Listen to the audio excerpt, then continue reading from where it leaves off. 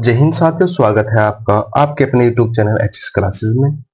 तो हम अपनी प्रश्नावली 1.1 के क्वेश्चन नंबर 3 तक कर चुके थे। आज हमारा रहेगा क्वेश्चन नंबर 4। तो चलो क्वेश्चन नंबर 4 को स्टार्ट करते हैं। क्या बोला है हम देखते हैं। इसने कहा HCF 306 और 657 बराबर 9। यानी कि इसने कहा कि हमें हमारे पास दो संख्या दी गई है 306 और 657, उनका HCF कितना दिया गया है, 9 दिया गया है।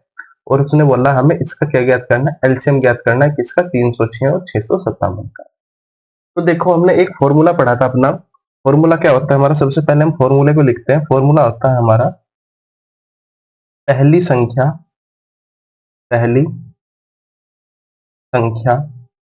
गुना दूसरी संख्या, दूसरी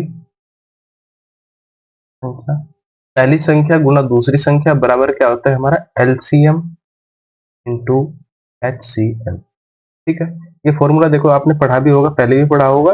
और इससे पहले देखो हम एक क्वेश्चन कर चुके हैं जिसमें हमें दो संख्याओं का गुणनफल दिया था। दो संख्याओं का गुणनफल दिया था और उसने हमें क्या दिया था भाई, एक शायद एचसीएफ दिया था, उसमें एलसीएम निकालने को पूछा था हमें। चौथा या तीसरा या चौथा क्वेश्चन था, देख लेना। ठीक है, तो इस फॉर्मूले का हम यहाँ पर यूज करेंगे। इस फॉर्मूले का यूज करने के बाद हम क्या करते हैं, अपना क्वेश्चन को हल करते हैं। ठीक है, तो रखते हैं फॉर्मूले में मान। तो सबसे पहले देखो उसने क्या दिया गया, हमें दो संख्या दी गई है 306 और 657। तो पहली संख्या मान लेंगे हम, पहली संख्या हमने क्या मान ली यहाँ से, पहली संख्या मान ली हमने कितनी, 306। और दूसरी संख्या हमने यहाँ से मान ली दूसरी संख्या, तो दूसरी संख्या यहाँ से हमने मान ली कितनी भाई, 657। ठीक है, और यहाँ पर देखो उसने हमें एचसीएफ दिया गया है। एचसीएफ कितना दिया है, एचसीएफ दिया है उसने 9। ठीक है, अब इस फॉर्मूले में रख देते हैं मान। तो पहली संख्या कितनी थी हमारी, 306, गुना में कितना आ जाएगा, दूसरी संख्या कितनी है, 657, और बराबर में कितना, एचसीएफ तो हमारा कितना है, एलसीएम निकालना है, एलसीएम इंटू एचसीएफ उसने दिया है 9। अब यहाँ पे देखते हैं जो हमारा 9 है, 9 इसके साथ यहाँ पर कैसे है, यहाँ पर गुणा में है। तो जब हम किसी भी गुणा वाली संख्या को हम बराबर से दूसरी साइड लेके जाते हैं तो क्या में जाती है, वो भाग में चली जाती है। तो यहाँ पे लिख देते हैं हम, देखो कितना आता है हमारा, 306 गुना 657, और बटे में कितना आएगा, बटे में आ जाएगा हमारा 9, बराबर में एलसी। ठीक है, देखते हैं आगे।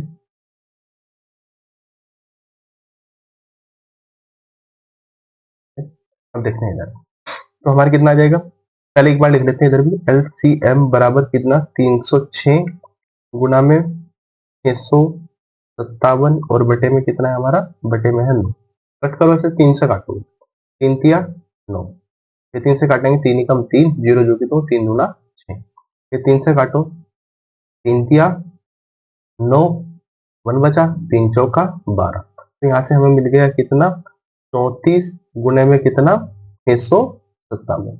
तो बस हमें 34 की 657 में गुणा करनी है, वही हमारा क्या जाएगा, एलसीएम आ जाएगा। 657 की गुणा करते हैं 34 से, करो, 7 चौक 28, हासिल कितना लगा, 2, 5 चौक 20 और 2 22, 6 चौक 24 और 2 26। ठीक है, अब यहाँ पे देखो 3 सत्ते 21, हासिल कितना, 2, 3 बजे 15 और 2 17, और यहाँ पे कितना, 3 छंग 18 रहे। लेकिन छोटी छोटी गुना भी इसलिए कराते हैं ताकि आपको जीरो से समझ में आ जाए बिल्कुल। 8 जूखा तो 2 और 1 3, 6 6 12 और 1 13 का 3, हासिल कितना, 1, 2 और 9 11 और 1 12 का 2, हासिल 1, 1 और 1 2, तो 22,338। तो एलसीएम कितना मिला, एलसीएम मिला हमें कितना, 22,338। ये हमारा एलसीएम आ गया। ठीक है, ये हमारा एलसीएम। ठीक है, तो कौन सा, पांचवा। तो पांचवें क्वेश्चन की ओर बढ़ते हैं। पांचवें क्वेश्चन में देखते हैं क्या दिया गया है। पांचवें क्वेश्चन में दिया है उसने, देखो पांचवें क्वेश्चन में कहा, जांच कीजिए कि क्या किसी प्राकृत संख्या n के लिए संख्या 6 की पावर n अंक 0 पर समाप्त हो सकता है। इसने बोला देखो 6 की पावर n 0 पर समाप्त हो सकता है। n देखो इसने बोला n क्या है हमारे पास, यहाँ पर n है प्राकृत संख्या। कैसी संख्या n, n कैसी संख्या हमारे पास, प्राकृत संख्या, प्राकृत संख्या। तो प्राकृत संख्या क्या होती है, देखो सबसे पहले हमें प्राकृत संख्या के बारे में पता होना चाहिए। प्राकृत संख्या वे संख्या होती है जो 1 से शुरू होंगी, 2 3 4 5, 6 और कहाँ तक होती है अनंत। ठीक है, प्राकृत संख्या में होंगी जो 1 से शुरू होंगी और अनंत तक होंगी, उन्हीं संख्या को हम क्या बोलते हैं, प्राकृत संख्या बोलते हैं। इसने कहा यहाँ पर देखो हमें 6 की पावर n, तो 6 की पावर n का मतलब यानी कि 6 की पावर कोई भी प्राकृत संख्या लिखते हैं हम, 1 से लेके 2, 3, 4, 5 और कहाँ तक अनंत तक चेक करेंगे, और अगर वो 0 पर समाप्त हो सकता है या नहीं हो सकता है हमें बताना है। ठीक है, तो हम स्टार्ट करते हैं अपने क्वेश्चन को, चलो करना स्टार्ट करते हैं। ठीक है भाई,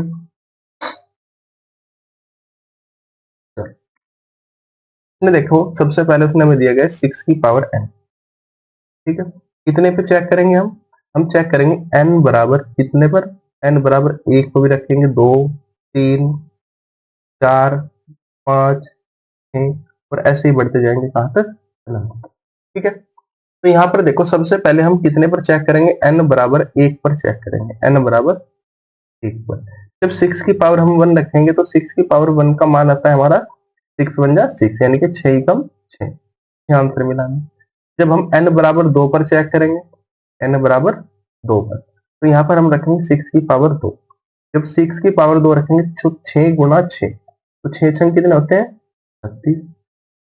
अब हम चेक करेंगे n बराबर कितने पर, 3 पर। जब n बराबर 3 पर चेक करेंगे तो 6 की पावर 3, तो 6 को 3 बार गुणा में लिखो, 6 गुना 6 गुना 6, तो 6 छंग 36, 36 छक्की 216। अब उसके बाद देखो हम कितने पर चेक करेंगे, 4 पर, n बराबर 4 पर। ठीक है, n बराबर कितने पर, 4। ठीक है, n बराबर 4 पर, तो 6 की पावर 4, तो यहाँ से हमें क्या मिलेगा भाई, देखो 6 गुना 6 गुना 6 और गुना 6, यहाँ पर कितना था, 6 छंग 36 और 6 छंग 36, यानी कि 36 गुना 36। जब हम फिर 6 की और 6 के साथ गुणा करेंगे तो फिर हमारे पास 36 आ जाएगा, यानी कि जो इकाई का अंक मिलेगा वो भी हमें कितना मिलेगा, यहाँ पर 6 मिलेगा। तो देखो हमें यहाँ से पता चला कि अगर हम 6 की पावर कितनी भी कर देंगे, 1 2 3 4 5 6 7 8 9 10 11 12 कितनी भी रख देंगे, तो बार बार हमें इकाई के स्थान पर कितना मिलेगा, इकाई के स्थान पर हमें 6 ही मिलेगा यहाँ पर। ठीक है, तो हमेशा 6 की पावर कितनी भी रखेंगे तो हमेशा इकाई के स्थान पर कितना मिलेगा, 6 मिलेगा। तो ऐसा हमारे पास संभव नहीं होगा कि 6 की पावर n और n कैसी संख्या, प्राकृत संख्या हो तो 0 पर समाप्त होगी, तो लिख देंगे ऐसा संभव नहीं है, ऐसा संभव नहीं है, नहीं है।